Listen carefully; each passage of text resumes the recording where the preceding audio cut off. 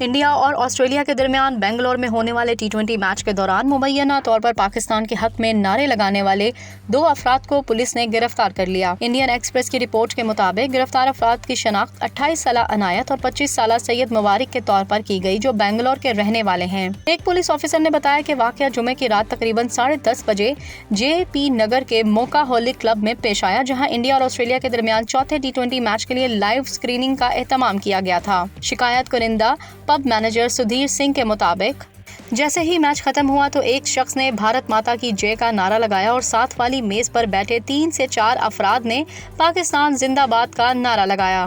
Club में मौजूद लोगों ने जब नारों पर एतराज किया तो झगड़ा शुरू हो गया। हंगामा आराई के दौरान 2 लोग भागने में कामयाब हो गए, जबकि अनायत और मुबारक पकड़े गए, जिसके बाद पुलिस इन्हें अपने साथ ले गई।